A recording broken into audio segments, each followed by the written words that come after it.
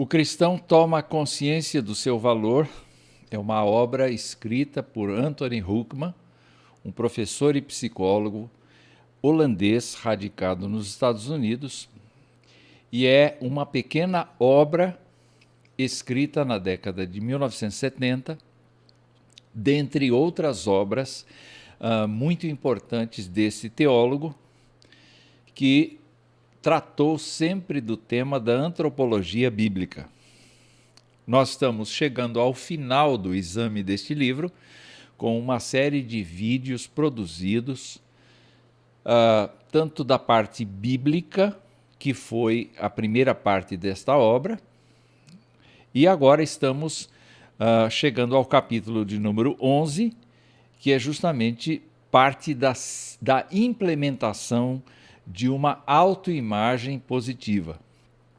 Na verdade, o autor tem esta tônica desde o início da sua obra. Um cristão pode e deve nutrir uma autoimagem positiva por causa da obra que Cristo realizou em sua vida e ainda realiza todos os dias até a sua partida para a eternidade. No vídeo anterior, nós trabalhamos a ideia de o que uma pessoa pode fazer para ter uma autoimagem positiva. E a última tela daquele vídeo está exposta aí na sua frente, exatamente para dizer que precisa haver na vida de uma pessoa que quer ter uma autoimagem positiva cristã, que ela deve ter dois movimentos na sua existência. O primeiro movimento é descansar na graça de Deus, que faz que sejamos plenamente aceitos como seus filhos. Cristãos são apresentados nas Escrituras como filhos de Deus, não apenas com privilégios, mas também com deveres. E nesse sentido, a autoimagem positiva de um cristão naturalmente tem a graça de Deus como o principal, eu diria, o principal elemento para a autoimagem. Ao mesmo tempo, Hoekman diz, precisamos mostrar que nossa fé é verdadeira através da vida entregue a Deus. Uma coisa é aceitar intelectualmente que a graça de Deus provê tudo, e a outra é, na prática, nós entregarmos as decisões, entregarmos os rumos da nossa vida para Deus, a fim de que Ele nos conduza.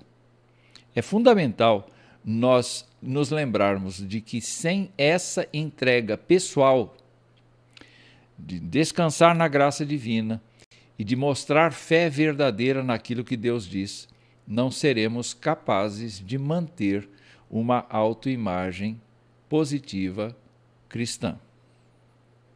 No vídeo de hoje, nós vamos tratar do que os outros podem fazer para ajudar alguém a ter uma autoimagem positiva.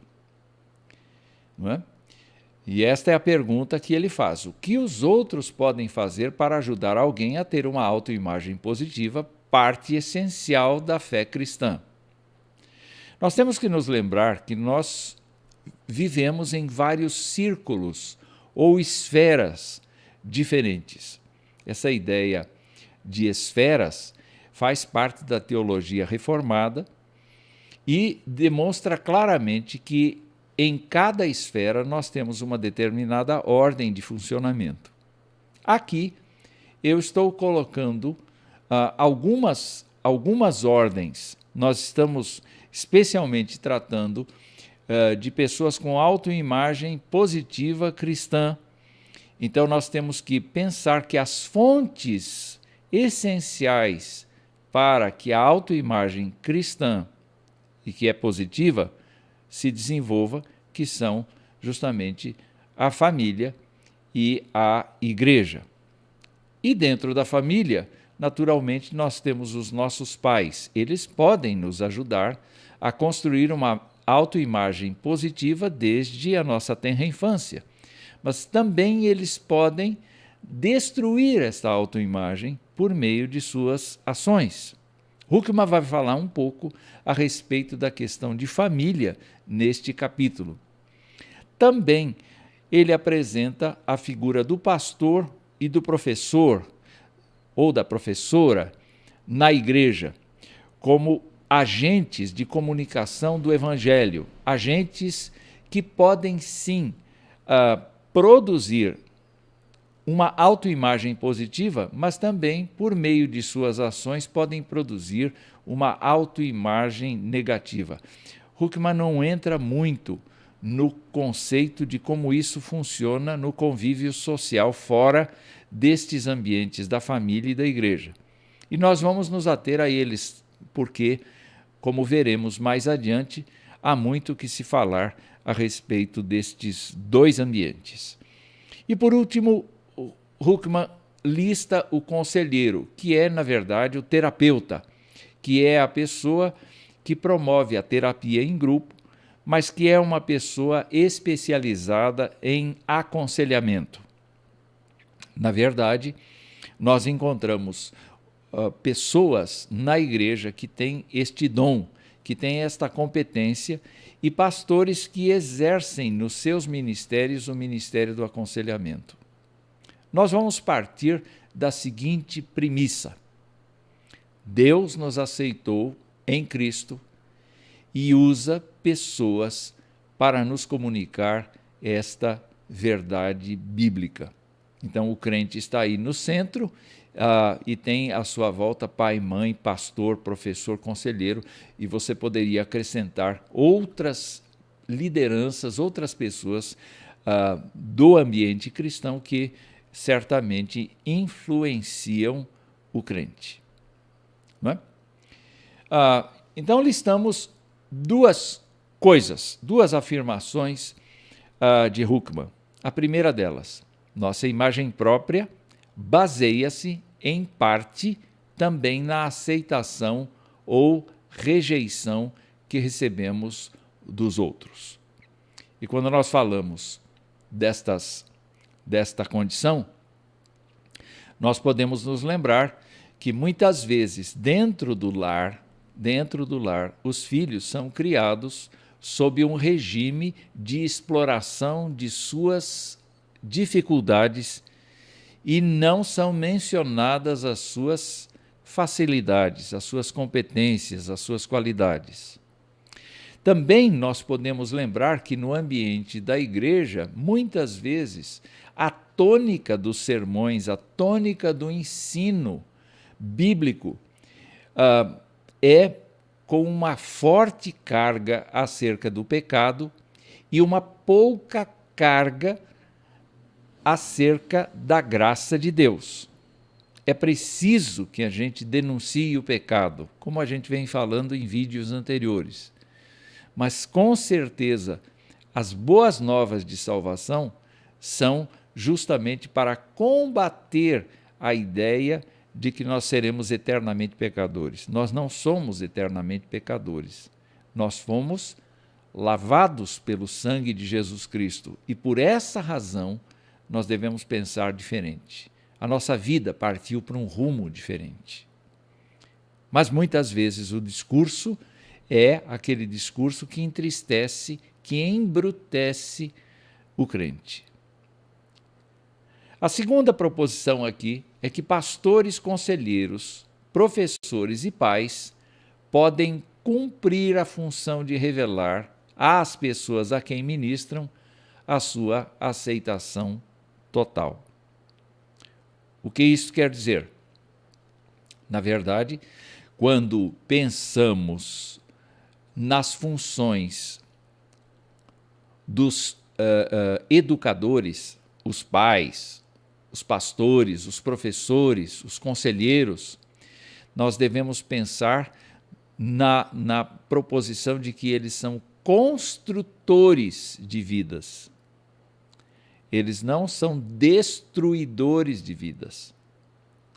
Então, por esta razão, é que muito possivelmente Tiago teria escrito que muitos de nós não deveríamos querer, desejar ser mestres, porque os mestres vão receber mais duro juízo.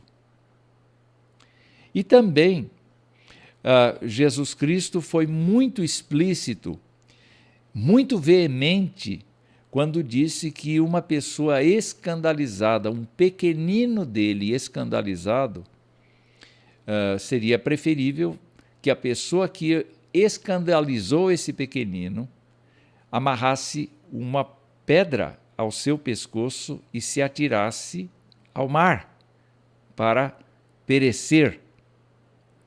Porque uma pessoa que escandaliza outra, de fato, está incorrendo num sério erro diante do desejo de Deus. Então, Huckman parte para como fazer na família, cultivando a autoimagem cristã positiva na família. E nós devemos lembrar que, quando falamos de família, nós não estamos meramente nos referindo a uma família em formação, mas a uma família que tem relações humanas constantes em várias gerações. Em várias gerações. E, nesse sentido, as crianças especialmente, precisam ser criadas num ambiente em que elas sejam educadas no sentido do pertencimento a Deus, que Deus, a pessoa de Deus, descrita de modo que a criança possa entender proporcionalmente a sua faixa etária, é necessário que a criança veja Deus como pessoa, não como uma força, não como um conceito, mas como alguém a quem ela pode invocar, a quem ela pode orar, a quem ela pode pedir alguma coisa. É muito importante, desde a tenra idade, nós darmos para os nossos filhos a oportunidade deles verem na vida da gente como é que a gente tem esta comunhão com Deus, como é que a gente trabalha essa espiritualidade. Porque os nossos filhos são espirituais, têm espiritualidade na sua composição. Não é? Então, de acordo com as Escrituras, os filhos são herança do Senhor e eles precisam ser educados nisto.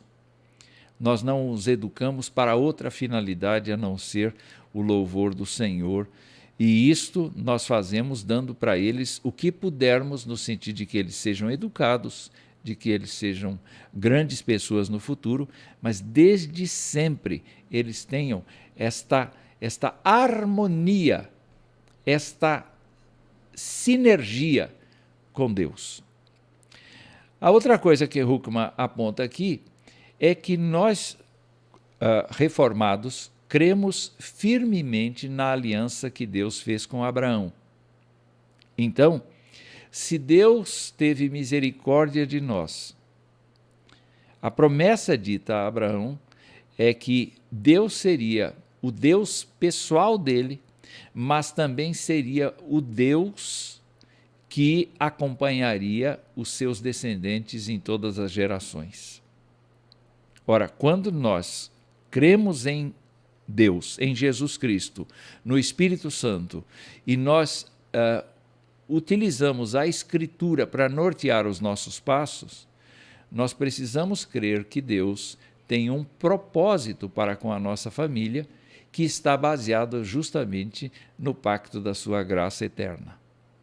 E ainda que Deus permita que um dos nossos não seja salvo, o que nós temos observado na história da igreja, é que este pacto da graça acompanha famílias inteiras por muitas gerações. E, naturalmente, nós temos que pensar o seguinte, que nós pais somos as primeiras pessoas a apresentar Jesus Cristo aos nossos filhos e convidá-los para crer em Jesus Cristo. Isso não é tarefa da escola bíblica dominical, não é tarefa da igreja, não.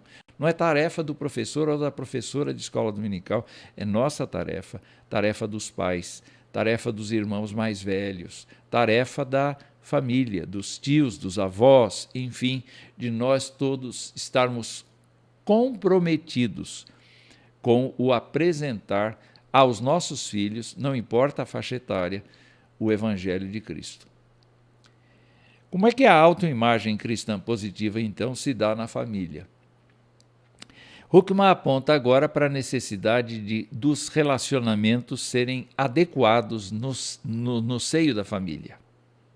Então, ele afirma que os filhos são aceitos por seus pais, por seus irmãos e demais familiares.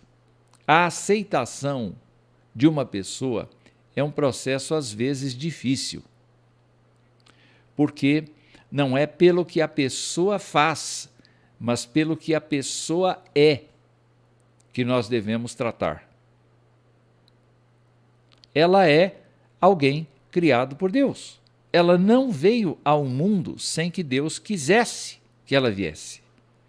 E se ela é muito diferente da gente, se ela é uma pessoa com características totalmente diferentes, nós temos que nos esforçar no sentido de aceitá-la, de amá-la, de cuidar dela, de respeitá-la. Não aprovar as suas atitudes, mas fazer isto com o amor e com a paciência e com a perseverança. O apóstolo Paulo, quando falava com Timóteo, já no fim da sua vida, depois de ter discutido veementemente com vários líderes cristãos do seu tempo, ele diz: convém que o servo do Senhor não seja uma pessoa contundente, mas mansa, apta para ensinar, paciente, esperando que Deus mude o coração. Então, a aceitação passa pelo princípio de nós reconhecermos que ali está uma pessoa do nosso sangue e nós precisamos sim abrir o nosso coração para a pessoa e não ser condescendentes, atuar com disciplina, cuidado, evidentemente, mas nós temos que aceitar as pessoas desde a tenra idade, mesmo que elas sejam diferentes. A segunda coisa em relação à família é que as crianças, especialmente, são ensinadas no caminho em que devem andar, não é? O próprio princípio bíblico diz: ensina a criança no caminho que deve andar, e quando for velha, e mesmo quando for velha, não se desviará dela. Esse é um processo que nós devemos ter. A gente não tem filhos simplesmente por descuido, a gente tem filhos porque o propósito de Deus permite que nós tenhamos filhos. Mas eles estão ali como herança do Senhor, exatamente para serem capacitados para viverem por si mesmos. Então, eles devem ser preparados para a vida e devem ser preparados tenazmente para a vida. A terceira coisa é em relação à vida pessoal.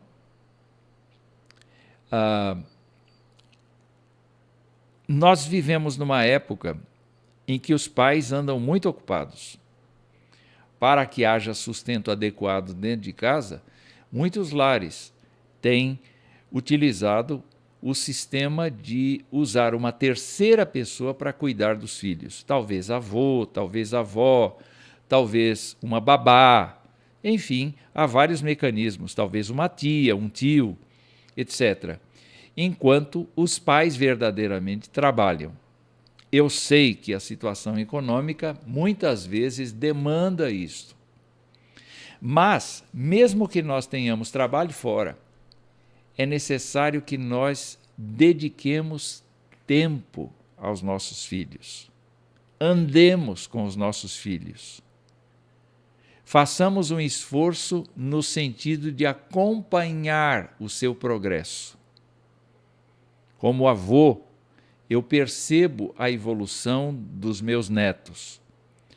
como pai, eu zelava pela disciplina, pela obediência, pelo cuidado dos meus filhos. Então, era uma outra abordagem. Mas uma das coisas que nós guardamos na memória, é exatamente o tempo em que estivemos juntos. Esse interesse genuíno dos pais por si e por suas atividades é fundamental para a criação de uma autoimagem positiva. E aí, nós temos que ser sensíveis quando os nossos filhos estão passando por crises, por aflições pessoais, por situações de complexidade. Nós temos que apresentar-nos como aqueles que podem ajudar a beneficiar. Muitas vezes, o nosso filho, a nossa filha, tem um problema que não quer se abrir conosco. Ora, e por que não quer se abrir conosco? Muitas vezes porque fere a nossa moral, fere a ética familiar. Nós precisamos ser pessoas que, mesmo tendo o conhecimento de que os nossos filhos estão se abrindo fora de casa com outras pessoas, nós devemos estar acompanhando e, ao mesmo tempo, nos esforçarmos no sentido de sermos úteis nas suas lutas pessoais, demonstrando que nós também temos lutas e que as nossas lutas são vencidas pela misericórdia divina. Já na parte da igreja, nós reunimos aí, então, as pessoas que podem nos ajudar. E nós temos, então, a seguinte situação. Nós temos a pessoa do pastor ou dos pastores que tem uma função especial na apresentação equilibrada da mensagem completa da Bíblia. Nós já fizemos referência para o fato de que uma autoimagem negativa muitas vezes é produzida na própria igreja, porque os pregadores gostam muito de acusar os crentes e se sentem bem, consideram que a sua mensagem é muito espiritual quando utilizam a Bíblia como uma espada para ferir os crentes. Na verdade, Huckman defende sempre a ideia do equilíbrio. Se eu mostro a iniquidade humana, eu tenho que mostrar, sobretudo, a graça divina. E também uma segunda parte do pastor ou dos pastores responsáveis pela educação cristã da igreja é justamente o fato de que eles devem expor sobre os recursos que a Bíblia apresenta para a vida cristã. Então, o crente deve ser um crente alegre, o crente deve ser um crente agradecido, o crente deve confiar no perdão divino, o crente precisa constantemente colocar a sua ansiedade diante de Deus, porque o Senhor tem cuidado dele. Enfim, estas ferramentas, estes recursos da vida cristã para o bem do crente precisam ser constantemente lembrados pelos que dirigem a educação cristã da igreja. Quanto aos professores que estão comprometidos com um determinado grupo, uma faixa etária da igreja, Huckman aponta aqui a necessidade de que este grupo menor precisa receber dos docentes da escola bíblica dominical ou do grupo de discipulado, precisa receber ajuda sobre o entendimento de que Deus os ama. E, eventualmente, isto pode ser utilizado com uma reflexão em grupo. Em certa ocasião, eu fiz uma enquete com vários grupos de uma determinada palestra que eu conduzia, e eu fiz a seguinte pergunta para os grupos: quem é Deus para você?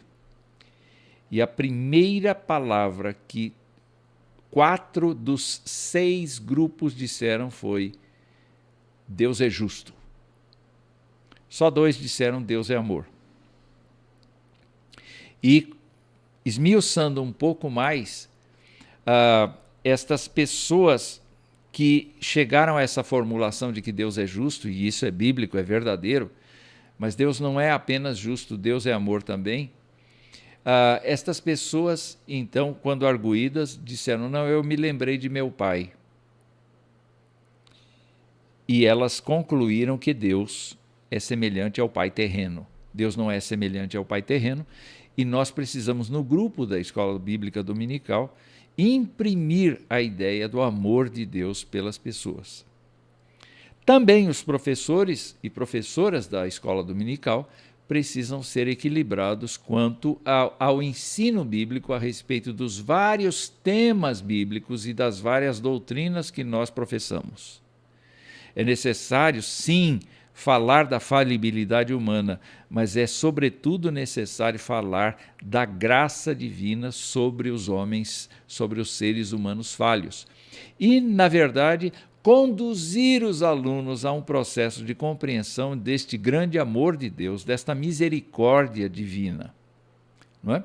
Então, um terceiro passo que Huckman aponta é justamente a necessidade de, na classe, nós exercermos um trabalho muito importante de aceitação mútua dos alunos, especialmente quando nós temos pessoas diferentes na sala, pessoas chegando, pessoas saindo. Nós precisamos trabalhar o conceito de que nós somos ali um corpo.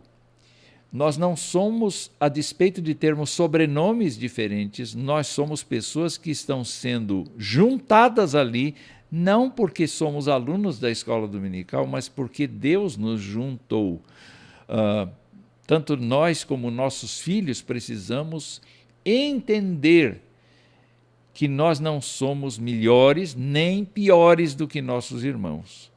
E precisamos, então, desta condução dos alunos à mútua aceitação e ao exercício das habilidades. Uma pessoa só aprende quando exercita, quando se envolve com o aprendizado e assimila aquilo que está sendo proposto e desenvolve na prática. Então, os professores têm um árduo trabalho por meio de metodologias, por meio de processos pedagógicos, andragógicos, fazer com que seus alunos tenham esta aceitação mútua e exerçam as suas habilidades. E, por último, nós temos os conselheiros. Por quê? Os conselheiros, que podem ser terapeutas profissionais, que podem ser psicólogos ou outra especificidade da profissão, eles precisam ser bem fundamentados quando vão tratar de alguém com autoimagem negativa. Exatamente porque eles precisam ajudar a pessoa para aplicar estes princípios bíblicos que foram vistos nos vídeos anteriores sobre a autoimagem. Além disso, eles precisam levar a pessoa a se avaliar. Por que é importante dar esses subsídios para a pessoa? Justamente pelo fato de que muitas vezes a pessoa, a despeito de conhecer as Escrituras, de saber intelectualmente o que elas dizem, esta pessoa tem lá no fundo do seu ser a impressão de que não presta, de que não consegue permanecer nesta graça, de que não consegue executar a vontade divina. Não é? E para isso, o conselheiro precisa levar, sim, a pessoa para uma autoavaliação que seja real na sua vida. Então, há vários mecanismos que podem ser utilizados para a criação, para desenvolvimento de uma avaliação, mas é importante que a pessoa seja sempre confrontada à luz das Escrituras acerca das suas necessidades e das suas fraquezas. E a última coisa que está escrita aí é ajuda à pessoa para que ela atinja alguma vitória em sua vida. Quando pensamos numa pessoa que tem uma autoimagem negativa, o que é que nós podemos fazer por ela? Huckman aconselha que nós a ajudemos a vencer alguma coisa, exatamente para que ela tenha condições de, então, se desenvolver, condições de trabalhar e de se conscientizar acerca da sua real condição. Então, ainda tem mais um item que Huckman coloca aí, que é justamente a ajuda à pessoa para libertar-se de padrões irresponsáveis de comportamento.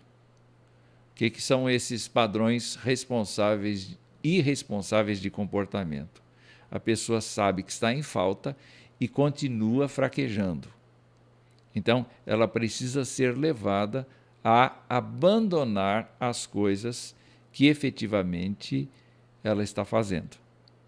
Huckman aponta para grupos de terapia de no máximo 10 pessoas, mas isso é para quem está especializado no assunto, mas ele indica que muitas vezes esta forma de tratamento das pessoas pode ajudá-las a perceber que elas estão sendo irresponsáveis no seu comportamento. E aí elas vão, mediante a sua abertura para o grupo, elas vão descobrindo que são irresponsáveis e por isso vão abandonando a sua postura.